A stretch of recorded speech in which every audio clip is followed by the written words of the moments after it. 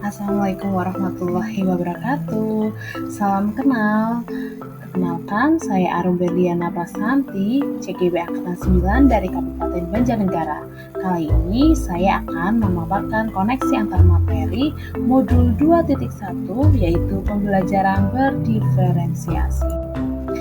Jadi, pembelajaran berdiferensiasi adalah pembelajaran yang memberikan keleluasaan pada siswa untuk meningkatkan potensi dirinya sesuai dengan kesiapan belajar, minat, dan profil belajar siswa tersebut. Artinya, pembelajaran berdiferensiasi harus mendukung minat dan potensi setiap anak. Maksudnya apa ya? Ingat, setiap anak itu unik.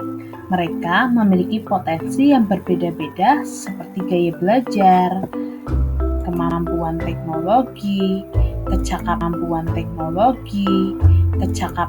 teknologi, kapan literasi, dan lain-lain.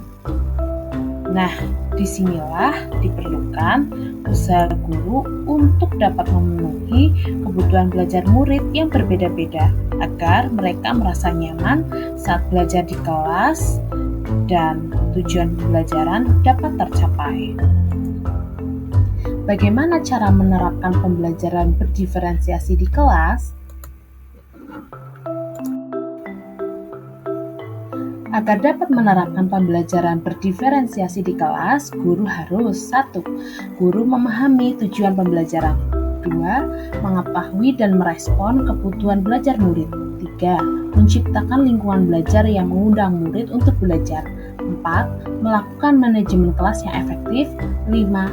Melakukan penilaian berkelanjutan.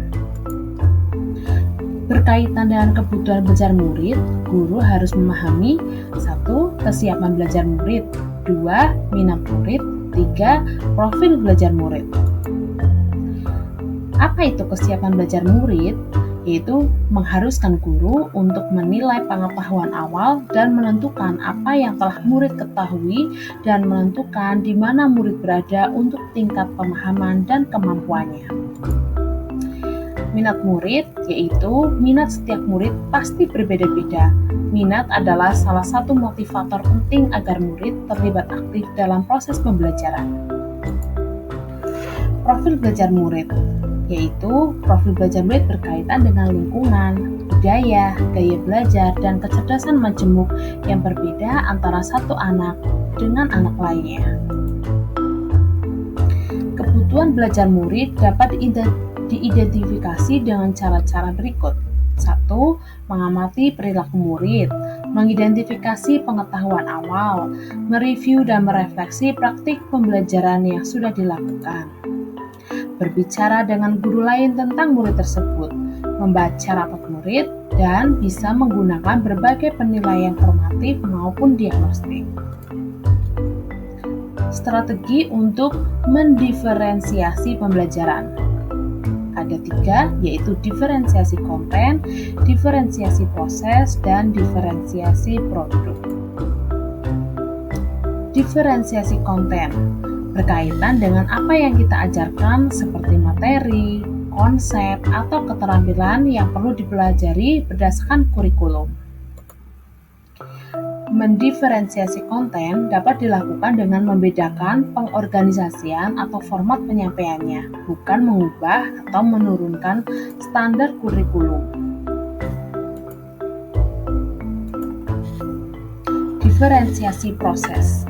Diferensiasi proses yaitu bagaimana peserta didik akan memaknai materi yang dipelajari baik secara mandiri atau kelompok dengan menyediakan kegiatan berjenjang.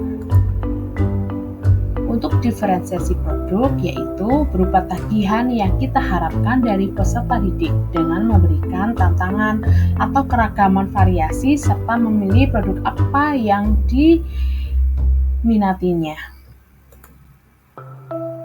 Lalu, adakah keterkaitan modul pembelajaran berdiferensiasi dengan modul-modul yang lain? Tentu saja ada. Modul 1.1 dan modul 1.2, yaitu untuk dapat melakukan pembelajaran berdiferensiasi, guru harus mampu memenuhi kebutuhan belajar murid sesuai dengan kodrat alam dan kodrat zamannya berdasarkan filosofi dari Ki Hajar Dewantara. Modul 1.3 dan modul 1.4. Dalam melakukan pembelajaran berdiferensiasi, seorang guru penggerak harus berpihak pada murid, reflektif, mandiri, kolaboratif, dan inovatif untuk menciptakan pembelajaran yang berdiferensiasi agar dapat memenuhi kebutuhan murid. Dengan demikian, seorang guru penggerak dapat mewujudkan kepemimpinan murid dengan menuntun murid merdeka belajar. Hal ini sesuai dengan nilai dan peran guru.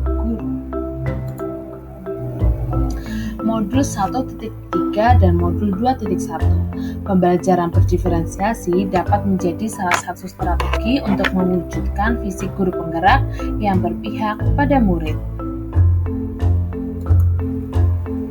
Modul 1.4 dan modul 2.1. Dalam pelaksanaan pembelajaran berdiferensiasi antara guru dan murid harus ada kesepakatan kelas terlebih dahulu agar proses pembelajaran dapat berjalan baik sesuai dengan kesepakatan kelas dan budaya positif.